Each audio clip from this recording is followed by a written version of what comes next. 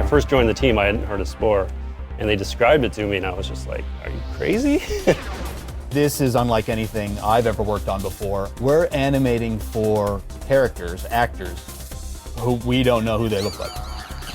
Because we wanted the game to be very different, very procedural, and very based upon the user's creativity, we faced a number of significant technical issues about how can we do procedural animation, procedural texturing, things like that. How do you deal with a creature that needs to animate that we don't know what it's going to be before it gets spit into the game? Working on The Sims wasn't easy at the time, but now in hindsight, you look at it and it's like, well, everything had one head, 2 arms, 2 legs. In The Sims, you're a human being, you're a person. In Spore, you're a tentacled monster with an eyeball in the back of your head and a mouth on your arm. In most games, you have standard content, so you can design it up front, and then you have artists who are really, really good at this stuff go ahead and build a model, rig it, texture it, and do all those things. In Spore, we want to give the player the ability to make kind of new and cool things themselves instead of having it be canned content that they get from us. We give so much free will to the player, both in how they build things and what they look like and how they play the game. I've never really felt myself as a storyteller at all, and in fact, I've always been more interested in extracting the player's creativity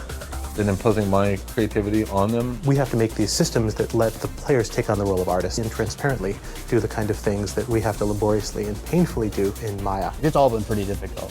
Starting from scratch on just about everything. We've basically created this system that lets you put pieces together in a way that's really intuitive and easy for anyone to do. Well, I can make a creature just by grabbing a limb and whacking it onto the side of a creature, and all of a sudden the mesh seamlessly, smoothly regenerates around that surface. So we have to do things like procedurally skin and weight the skin for a creature when a player kind of just sticks a limb on. The different creature mouths, the different hands, the different body shapes and configurations that you can put them in. These are all pre-authored, but the user feels like they're making the decision because no matter what they choose, everything's going to look good because we planned it out that way. You can create something, a creature, a model that looks something like a Pixar artist would make over a, several week period in the matter of minutes. Already with just the small group we have here building stuff in the editors, it's always surprising me kind of what we can do. Spore gives you a little taste of what it's like to be a modeler and an animator and a creative artist in the game business.